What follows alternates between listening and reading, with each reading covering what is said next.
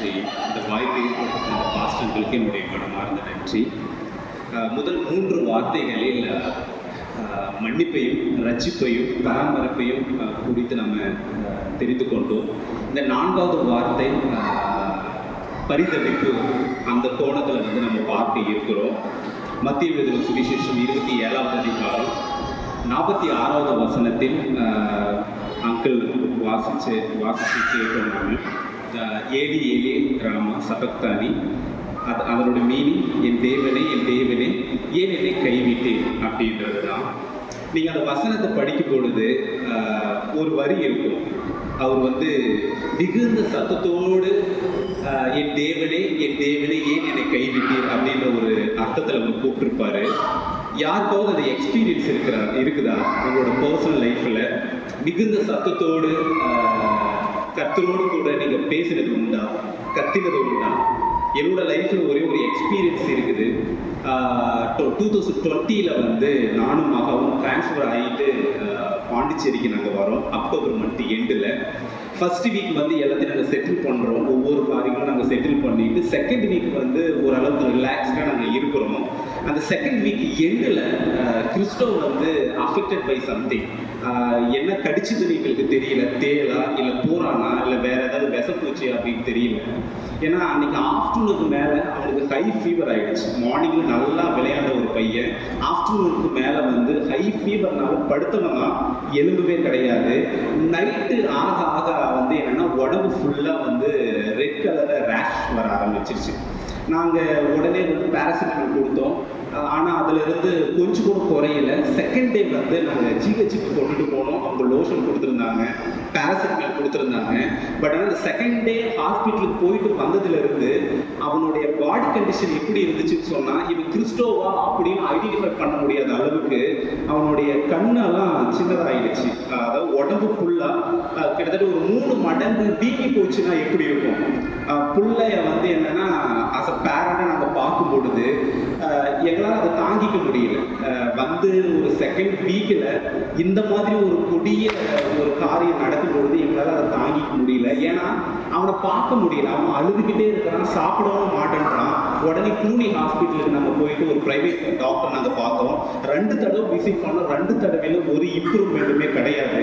Night 11:30க்கு 4வது நாள் 11:30க்கு நான் அந்த டாக்டருக்கு கால் பண்ணுறேன். ஏன்னா அவர் பர்சனலாக எனக்கு அந்த நம்பர் கொடுத்து நீ என்ன டைம் ஆனாலும் பரவாயில்ல எனக்கு கால் பண்ணுன்னு சொல்லும்போது நைட்டு நான் உங்களுக்கு கால் பண்ணுற ஒரு 11:30க்கு தம்பிக்கு ஃபீவர் ரெடியூஸ் ஆகலை, ரேஷஸும் ரெடியூஸ் ஆன மாதிரி தெரியல, வீக்கங்களும் குறைஞ்ச மாதிரி எனக்கு தெரியல. டாக்டர்னு சொல்லும்போது உடனே ட்ரெஸ் எல்லாத்தையும் நீங்கள் கழட்டிட்டு காலில் இருந்து பாதத்துல இருந்து தலை வரைக்கும் கொஞ்சம் தேடி பார்க்க முடியுமா, ஏதாவது பூச்சி கடிச்சிருக்குதான்னு சொல்லி கொஞ்சம் தேடி பார்க்க முடியுமான்னு சொல்லி கேட்கும்பொழுது நான் ஃபுல்லாக பார்த்துட்டேன். என்னால் ஐடென்டிஃபை பண்ண முடியல. ஃபுல்லாக பயங்கரமாக கத்துறான். இப்போ ஐ திங்க் 1.5 வயசு நினைக்கிறேன். பயங்கரமாக கத்துறான். டெய்லி நம்ம ப்ரேயரில் இருக்கிறோம். ஆனால் அன்னைக்கு பயங்கர கத்துறான். நான் கால் பண்ணி சொல்கிறேன் டாக்டர் அவன் பயங்கரமாக அழுகுறான்னு அவர் திட்டாரு. அவன் அழுதா என்ன, உயிர் போனால் திரும்ப கிடைக்குமா, எங்கே கடிச்சிருக்குன்னு பார்த்தா தானே ட்ரீட்மெண்ட் கொடுக்க முடியும்னு சொல்லி அந்த க்ளூனிக் டாக்டர் கேட்கும்போது எங்களுக்கு என்ன பண்ணுறதுனே தெரியல. தென் நாளைக்கு கூட்டிகிட்டு வாங்கன்னு சொல்லும்போது நான் திரும்ப கூட்டிகிட்டு போகிறேன். ஐ திங்க் அது கிட்டத்தட்ட ஒரு 10 நாள் இது நீடிக்குதுன்னு நினைக்கிறேன். நான் கூட்டிகிட்டு போகிறேன். டாக்டர் பார்த்துட்டு அவர் சொன்ன ஒரே ஒரு வேர்டு என்ன அப்படின்னா, நைட்டு எந்த நேரமானாலும் பரவாயில்ல, அவனுக்கு ஃபிக்ஸ் வந்தாலோ இல்லை அவனுக்கு ஹை ஃபீவர் ஆனாலோ இங்கே கூட்டிகிட்டு வர வேணாம், கவர்மெண்ட் ஹாஸ்பிட்டலுக்கு கூட்டிகிட்டு போன்னு சொல்லிட்டாங்க. ஏன் அப்படின்னு நான் ஒரு பரிதாபத்தோடு கேட்கும்போது அவனுக்கு உயிருக்கு என்ன வேணாலும் ஆகலாம் அப்படின்றது சொன்ன உடனே அஸ் அ பேரண்ட் எங்களால் என்ன பண்ணுறதுன்னு தெரியல. We just came back.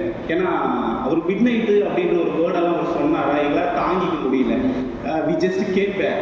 நாங்கள் அவங்க மேலே கை வச்சு நானும் மகாவும் கதறி மிகுந்த சத்தமாக நாங்கள் ஃபர்ஸ்ட் டைம் தேவனை நோக்கி நாங்கள் பார்க்குறோம். எனக்கு இன்னும் ஞாபகம் இருக்குது. நான் சொன்ன ஒரு வேர்டு என்ன அப்படின்னா, ரொம்ப உரத்த சத்தமாக, அதாவது சத்தம் போட்டுட்டு இருக்கும்போது கண்ணு தெரிய வரும்ல, அப்போ நான் சொல்கிறேன், சாமி நாங்கள் யார்கிட்ட போவோம், எங்களுக்கு யார் இருக்கிறா, நாங்கள் உங்களை நம்பி தானே எங்கள் குடும்பத்தை எல்லாம் விட்டுட்டு நாங்கள் வந்தோம், நீங்கள் கை விட்டுட்டீங்க அப்படின்னு சொன்னால் என்ன பண்ண முடியும்னு சொல்லிட்டு அவர் சொல்லிக்கிட்டு இருக்கும்போது நான் தேம்பி அழுகிற கிறிஸ்தவுக்காக.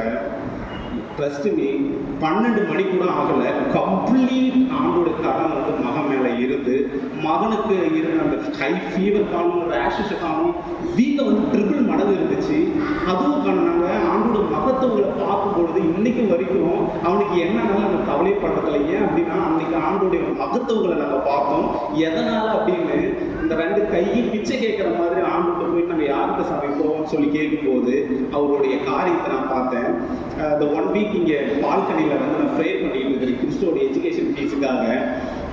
நான் திரும்பி எஸ்டர்டே நைட் நான் கிறிஸ்டோவை பார்த்து இன்னைக்கு சம்மர் டேடா, நீ ஒரு 10 நாள் ஒரு பாட்டி வீட்டில் இருக்க முடியுமா அப்படின்னு சொல்லி சும்மா தான் வந்து கேட்டேன். அவன் அழுதுகிட்டே என்னால் முடியாது அப்படின்றான். ஆனால் அங்கே போகும்போது அவன் பயங்கரமாக என்ஜாய் பண்ணுவான். ஆனால் அப்பப்போ என்னை வந்து பார்ப்பான், அப்பாவோட ப்ரெசன்ஸ் இருக்கா, அம்மாவோட ப்ரெசன்ஸ் இருக்கா அப்படின்னு சொல்லிட்டு. பட் நேற்று அவன் அழுதுகிட்டு பேசின உடனே எனக்கு உண்மையே ஒரு மாதிரி ஆயிடுச்சு. இதை நான் எதுக்கு இந்த ஸ்டோரி நான் கொண்டுட்டு வரேன் அப்படின்னு சொன்னால், இந்த மிகுந்த சத்தத்தோடு நான் வந்து கர்த்தரோடு கூட நான் பேசின ஒரு காரியமாக இருக்கட்டும்.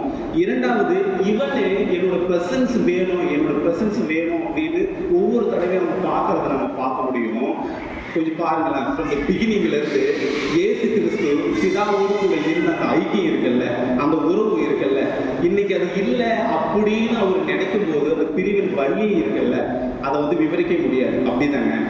ஏன் அப்படின்னா கொஞ்சம் அவருடைய சாக்ரிஃபைசஸ் எல்லாம் கொஞ்சம் பார்த்தீங்க அப்படின்னா ரொம்ப ரொம்ப ரொம்ப நமக்கு வித்தியாசமாக இருக்கும். ரொம்ப அது என்னன்னா யோசிக்கக்கூடிய காரியங்களாக இருக்கட்டும். முதலாவது, இயேசு கிறிஸ்து வந்து பரலோகத்தில் கர்த்தாதி கர்த்தாவா, ராஜாதி ராஜாவா, சிங்காசனத்தில் வீற்றிருக்கிறவரு, தேவ தூதர்களால் வணங்கத்தக்கப்பட்டவர், புகழப்படத்தக்கவர். ஆனால் அவர் ஜஸ்ட் பெத்தலகேம் மாட்டு தொழுவத்தில் பிறந்து இறுதியில் கல்வாரி சிலுவையில் அவர் மரித்ததை வந்து நம்மளால பார்க்க முடியும். அப்படிதானே? எனக்கு என்ன இதில் ஒரு கேள்வி நான் ஆண்டோட்டு கேட்கணும்னா, டாடி ஏன் இந்த அளவுக்கு வந்து லோ லெவலில் நீங்கள் இறங்கி வரணும்? ஏன் இவ்வளோ பெரிய ஒரு சாக்ரிஃபைஸ் நீங்கள் பண்ணணும்? ஏன் இவ்வளோ லோவில் நீங்கள் இறங்கி வரணும் அப்படின்னு சொல்லி கேட்கும் பொழுது கற்றுக் கொடுத்த பதில் என்ன அப்படின்னு சொன்னால், அந்த அன்பு தான். அது எப்படி அவர் வெளிப்படுத்துறாரு அப்படின்னு சொன்னா, முதலாவது அவர் சேவை வந்து பெற வராம செய்யறதுக்கு அவர் வந்தார். ஒண்ணு முடிஞ்சிச்சு. ரெண்டாவது, நம்ம மீட்கும் பொருளாக தம்முடைய உயிரை அவர் கொடுத்தாரு. அப்படிதானே? மூன்றாவது, கொஞ்சம் கூட அவரு ரொம்ப உயர்ந்துட்டார். கொஞ்சம் கூட முன்னாடி போயிட்டு சிலுவையில நம்முடைய அக்கிரமங்கள், நம்மளுடைய பாவங்களை வந்து சுமந்தது நிமித்தம் பாவத்தையே பார்க்காத கர்த்தர் நமக்காக வந்து பாவமானார். அது நிமித்தம் நமக்கு தெரியும், பாவத்தை பார்க்காத சுத்த கண்ணனாகிய பிதானவர் என்ன பண்ணார்? அவரோட முகத்தையும் அவருடைய பிரசன்னத்தையும் அவர் விட்டு விலகி போனதுனால அவங்களுக்குள்ள அந்த இருந்த அந்த உறவு இல்லாதது நிமித்தம், தனிமையா ஆனது நிமித்தம் அவர் சொன்ன ஒரு வார்த்தை தான், என் தேவனே என் தேவனே ஏன் என்னை கைவிட்டீர் அப்படின்னு சொல்லிட்டு. இதுல எனக்கு என்ன இன்னொரு பெரிய ஆச்சரியம் அப்படின்னு சொன்னா, ஃபர்ஸ்ட் தம்மோடு கூட இருந்த 3 வருஷம் தம்மோடு கூட இருந்த சீசர்கள் வந்து கைவிட்டுட்டு போயிட்டாங்க தெரியுமா?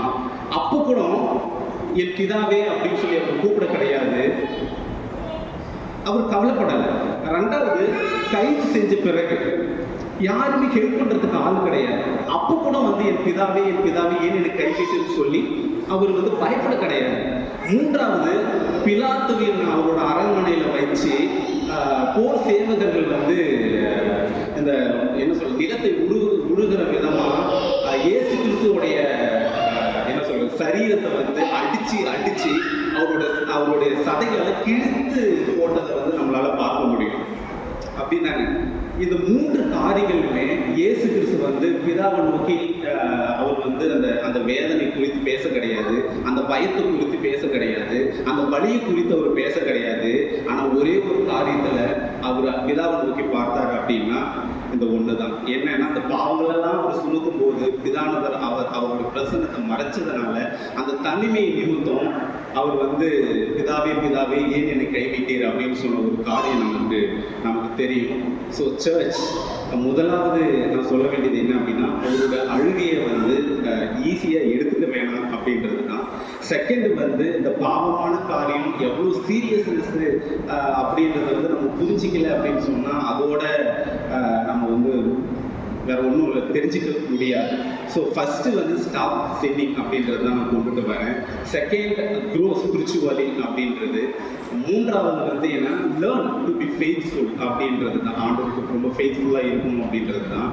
நான்காவது என்னன்னா, share his love and plan to others. Thank you so much.